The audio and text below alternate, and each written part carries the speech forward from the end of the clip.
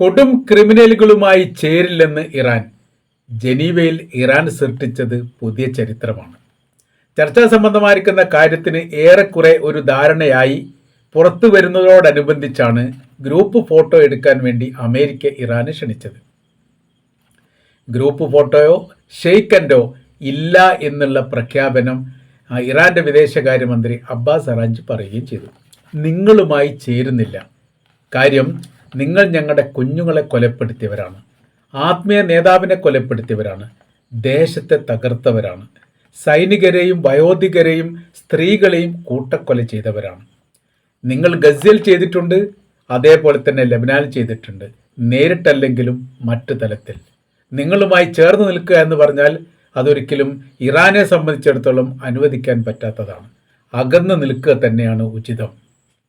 കാര്യം, സഹകരണവും സന്തോഷവുമല്ല പങ്കിടാനുള്ളത്, നിങ്ങളുമായിട്ട് യുദ്ധം തന്നെയാണ് അഭിമാന്യമായിരിക്കുന്ന കാര്യം എന്ന് ഞങ്ങൾ മനസ്സിലാക്കും. ഈ തരത്തിലാണ് ഈ വിഷയവുമായിട്ട് ബന്ധപ്പെട്ടുള്ള അബ്ബാസ് അറാഞ്ചിയുടെ പ്രസ്താവന ഇപ്പോൾ പുറത്തു വന്നിരിക്കുന്നത്. ലോകം വല്ലാത്ത രീതിയിൽ പ്രതീക്ഷയോടുകൂടിയാണ് ജനീവ ഉച്ചകോടിയുമായിട്ട് ബന്ധപ്പെട്ട കാര്യത്തെ നിരീക്ഷിച്ചു കൊണ്ടിരുന്നത്. ആദ്യഘട്ടത്തിൽ തന്നെ ചർച്ച പരാജയമായിരുന്നു. പിന്നീട് മധ്യസ്ഥരുമായി ഇടപെട്ട് ഏറെക്കുറെ ശാന്തതയോടെ വന്നു. ഏറ്റവും ഒടുവിൽ ഏത് അവസ്ഥയിലാണ് അവസാനിപ്പിച്ചത് എന്നതിനെക്കുറിച്ചുള്ള ഒരു തീർപ്പ് ഇപ്പോഴും പുറത്തു വന്നിട്ടില്ല. ശാന്തമായിരിക്കുന്ന ഒരു അന്തരീക്ഷത്തിലൂടെ പ്രശ്നങ്ങൾ രമ്യമായ രീതിയിൽ പറഞ്ഞു വെച്ചിട്ടുണ്ട് എന്ന റിപ്പോർട്ടാണ് കാണാൻ വേണ്ടി സാധിക്കുന്നത്. അപ്പോൾ ഏറ്റവും ഒടുവിലാണ് പ്രശ്ന പരിഹാരങ്ങൾ ഏറെക്കുറെ ആയല്ലോ, ഇനി നമ്മൾക്ക് സൗഹൃദ സന്ദേശത്തോട് കൂടിയിട്ട് പരസ്പരം അങ്ങോട്ടും ഇങ്ങോട്ടും ഷെയ്ക്കൻഡ് കൊടുത്ത് പിരിയാം എന്ന് അമേരിക്കയുടെ ഭാഗത്തുനിന്ന്, JD വിൻസന്റെ ഭാഗത്തുനിന്നൊക്കെയാണ് താല്പര്യങ്ങൾ പുറത്തു വന്നത്. ഇറാൻ സംഘം അത് അംഗീകരിച്ചിട്ടില്ല എന്ന് മാത്രമല്ല, അതിനെ എതിർക്കുകയും അതിനെ വിമർശിക്കുകയും ചെയ്തു. ടൂർ പാക്കേജിന് വന്നതല്ല തങ്ങൾ, ആനന്ദിക്കാനും ആഹ്ലാദിക്കാനും സന്തോഷം പങ്കിടാനുള്ള ഒരു യാത്രക്കിടയിലല്ല തങ്ങൾ ജനീവയിൽ എത്തിയത് എന്ന് ഇറാൻ ഈ വിഷയവുമായിട്ട് ബന്ധപ്പെട്ട് പ്രതികരിക്കുകയും ചെയ്തു. അതോടുകൂടി ഏറെക്കുറെ മൂകമായിരിക്കുന്ന ഒരു അന്തരീക്ഷമാണ് ഉണ്ടായി എന്ന് മാത്രമല്ല, അന്താരാഷ്ട്ര മാധ്യമങ്ങളും മീഡിയകളും ഇറാന്റെ വിദേശകാര്യ മന്ത്രിയെയും ഇറാന്റെ സംഘത്തെയും ചേർത്തുകൊണ്ടാണ് കാര്യവിവരങ്ങളൊക്കെ അന്വേഷിച്ചത്. നിലവിൽ സൂപ്പർ പവറുള്ള രാജ്യമായി ഇറാൻ മാറി എന്നുള്ളതാണ് ഏറ്റവും വലിയ പ്രത്യേകത. ഇന്നത്തെ കാലഘട്ടത്തിൽ ലോകം ഏറ്റവും കൂടുതൽ ചർച്ച ചെയ്യുന്ന ഒരു രാജ്യത്തിൻ്റെ പേരാണ് ഇറാൻ എന്ന് പറയുന്നത്. അമേരിക്കയെക്കുറിച്ചല്ല, ഇസ്രായേലിനെ കുറിച്ചല്ല പറയുന്നത്. അത്രയും വലിയ ലോകശക്തികൾക്ക് മുമ്പിൽ പ്രതിരോധിച്ച് നിർത്താനുള്ള ആത്മീയവും സൈനികപരമായിരിക്കുന്ന ബലവും ശക്തിയും ഇന്നത്തെ വർത്തമാന ലോകത്ത് ഇറാൻ അല്ലാതെ മറ്റൊരു രാജ്യത്തിനും ഉണ്ടാവില്ല എന്നുറപ്പാണ്.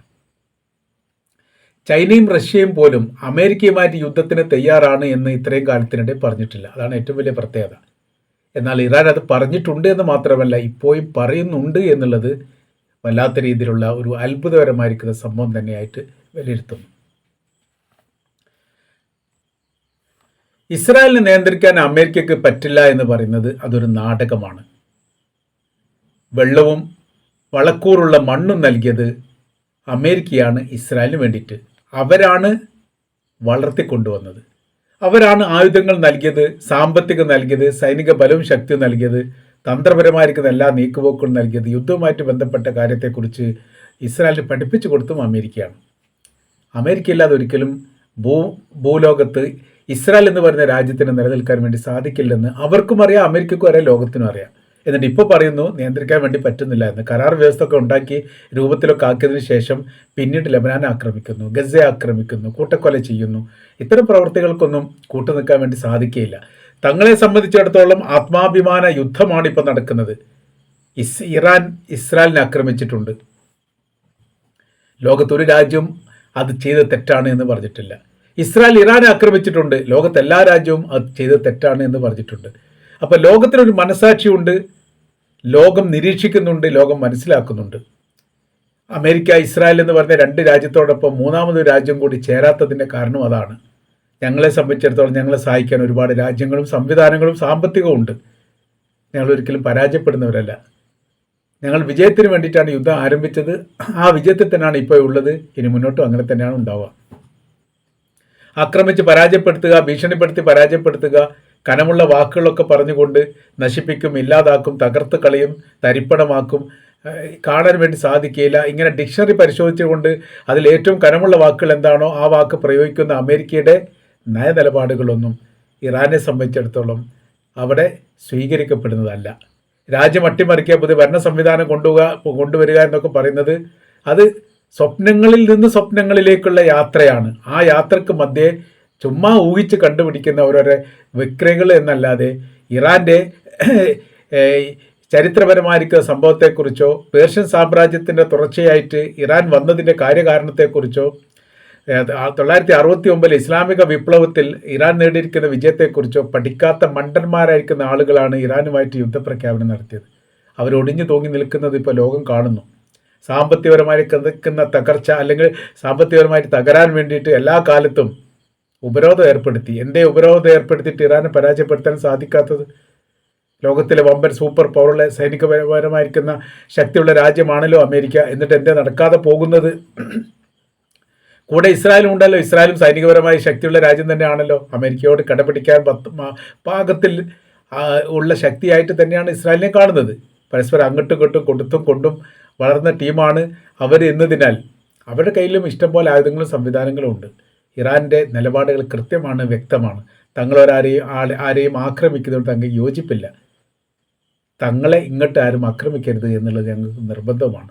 അങ്ങനെ ആക്രമിച്ചു കഴിഞ്ഞാൽ തീർച്ചയായിട്ടും തങ്ങളുടെ എല്ലാവിധ ശക്തിയും ഉപയോഗിച്ചുകൊണ്ട് അതിനെ എതിർക്കുകയും പ്രതിരോധിക്കുകയും തിരിച്ചടിക്കുകയും ചെയ്യും.